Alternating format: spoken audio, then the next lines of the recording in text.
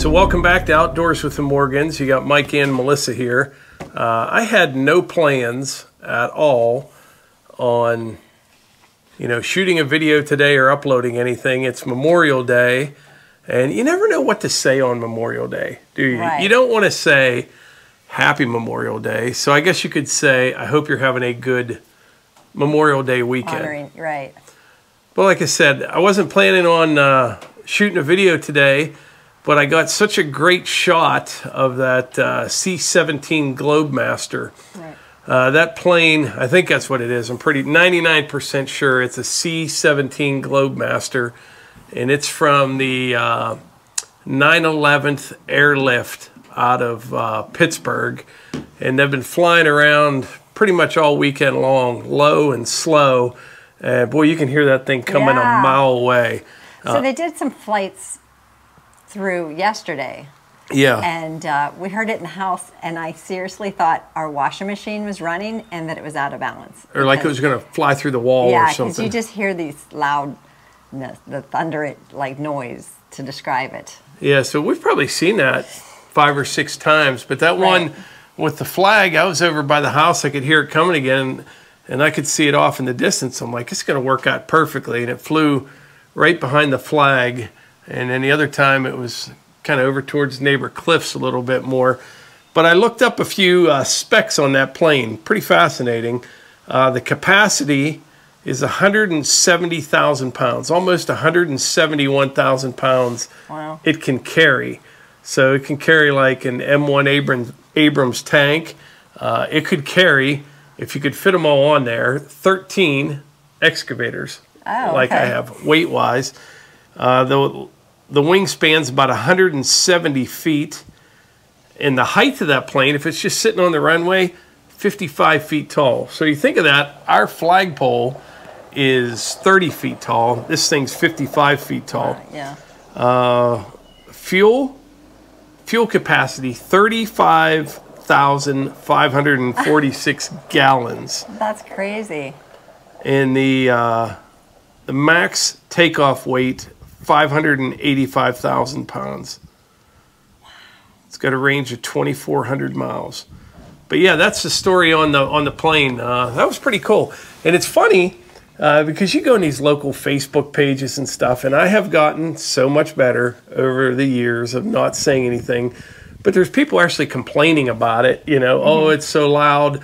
And I'm like, yeah, so are the machine guns on the beaches of Normandy. You know what I mean? There were people like, that's ridiculous. One guy was like... Yeah, I didn't say anything. What's up with the low-flying plane and all the noise? Yeah. So annoying. I'm like, really? Yeah, get over it.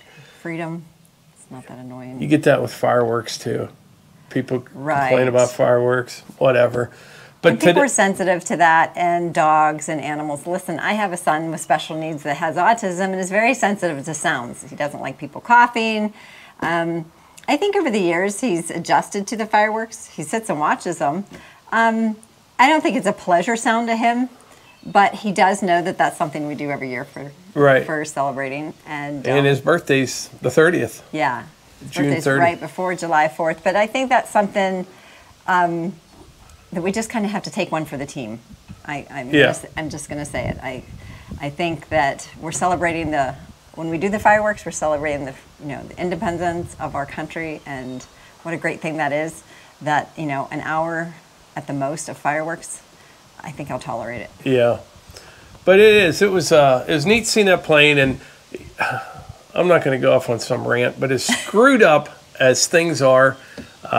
This is still a great country. It really is. And I believe that. And I think so many times, myself included, you just are just kind of quiet and like, whatever, and don't say enough. But I do think you have to kind of stand up for things. I do. I'm going to do more of that, to be honest. Melissa's probably nervous about that.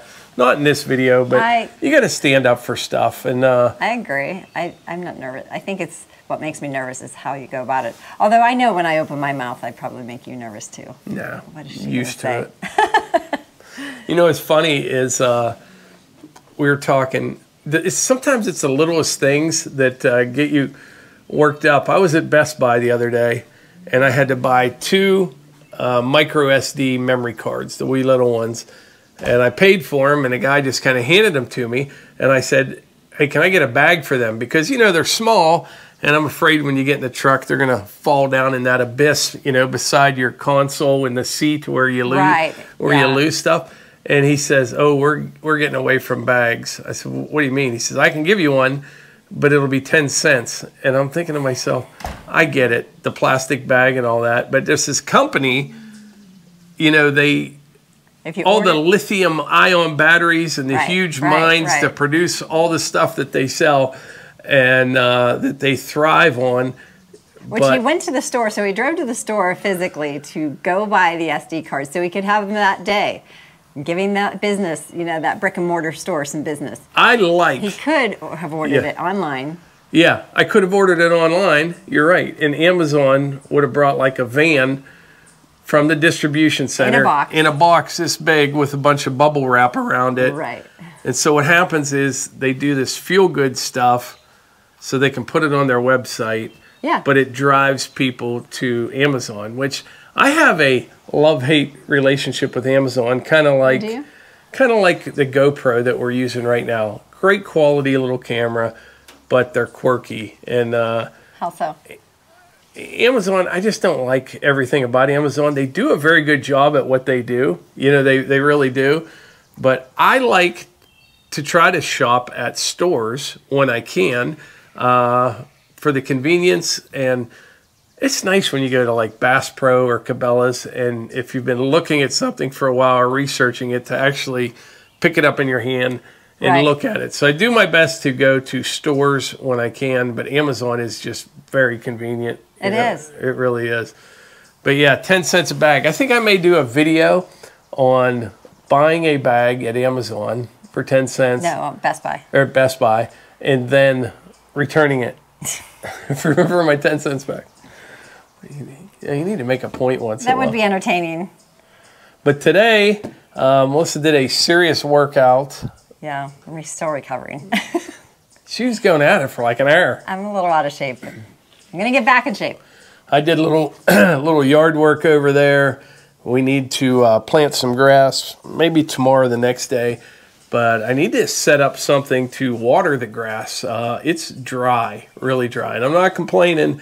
And very seldom do you hear me say we need rain, but we actually do need rain.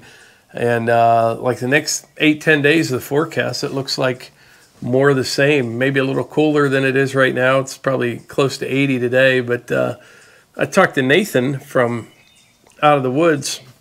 He's down south. He said it rained for like 30 hours straight down there. There's a storm coming from the east. And he's in Tennessee? Yeah. Hey, you know what's interesting? So I have a map I hung on our bulletin board, and I've been looking at this map. This state of Tennessee is bordering 8 other states, right? Is that right? Yeah, I think you're right. Isn't that crazy? 8 other states. 8 states. And it's just the way the ones south of them are lined up of and then there's like the Carolinas, and then, yeah. Yeah. But that plane is the C-17 Globemaster. That thing's a beast. It's pretty cool seeing that. It is pretty cool to see it. You hear it coming before you can see it, and it's loud, and it's impressive. I think it serves its purpose. I'm glad they do that. If the pilot happens to see this video, I want to say thank you. We were in, of course, the driveway and the yard and stuff here. I was waving, and then the last time he came through, I was like, you do with truckers? Yeah. I don't know. You know, does he have a horn? I don't think he saw I didn't you. hear anything. I'm guessing he didn't see me, and if he did, he doesn't have a horn. But yeah, it was fun, and it's a great time. The timing's perfect, I guess I should say, for today being Memorial Day. And coming up this week, we're going to get down to West Virginia a day or two later this week. And then plumber Jim and I are going to go down, figure out the plumbing, how we're going to go about all that for the, shower, bathroom, and all that. If you didn't see that video the other day, we decided on a 10 by 12 building that's going to look very similar to the cabin. It's going to look great, and it'll work perfectly for what we need. We were thinking about going down today We just had a few things going on, and that whole Memorial Day traffic weekend. Although going down there, it's not much.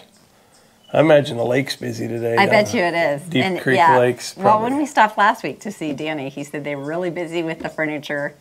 People stopping in to buy it. And people were coming back into their beach house or whatever. Lake house that you call it. So they're picking up their furniture, and that's great. His business is picking up. But anyway, this is just a short kind of update video. And like I said, I had no plans on it, but I wanted to share that little video clip, that 20-second clip. That's tough. You know what I mean? To get a good shot like that. I know. Just for everything to work out. Had we a 20-foot flagpole, it wouldn't have worked out. But that 30-footer plane went right behind it. But you'll have to show it again at the end. Yeah, hope everyone's having a good Memorial Day weekend. Our fire starter is on the website, and also shirts. We have 4 designs. And Father's Day is right around the corner, so you know if you want to order those, the shirts aren't going to be on there for long. So you want to get them now. I want to make sure I get them made and shipped out in time for Father's Day. Someone said something about the fire starter yesterday or this morning early. It was pretty nasty. I can't believe you're trying to push fire starter. Winter's over, and I just laugh because. I think people start more fires in the summertime than they do the winter, at least around here. Yeah. There's days, weeks, where the wood stove burns continually and you're not starting a fire. You know, a lot of people are like that in colder climates. But in the summer, we have a fire almost every night outside. You're starting a fire every day. And it's camping season. Camping season. There's a ton of people bought fire starter yesterday, but they're still available. Link in the description, and I'll pin a comment as well. But it works great for that kind of stuff. It really does work good. It does. I talk about it all the time. People think I'm telling you, I had one in this solo stove last night. You just handful, light it, go do something inside, and come out. You just got a rip-roaring fire. Nothing else to it. When we would start fires before, we're always burning in the summer and cooking over fires. We would go out past the gate there, and we would collect a bunch of dead maple limbs. And that worked well. Gather up a whole bunch of them, put them in there first, a little bit of kindling wood, some bigger wood, a little newspaper. It'd get it going. This is literally 100 times faster. Well, and even when we did it that way, you'd have to fan it with a paper plate sometimes or something and blow on it. I remember getting the leaf blower. And there's no need when you use the fire starter, boom, it just goes. There's no need to do that. And we're actually thinking over by the house we have a fire ring that we got from Bass Pro, and it's okay. Yeah. Nothing, you know. I don't think it's not like a top quality fire ring. Over here we have a solo stove, and it's kind of the mid-range, mid-size one. I don't remember which one. It's just too small. It is. 16-inch wood in it. It'll fit, but just barely.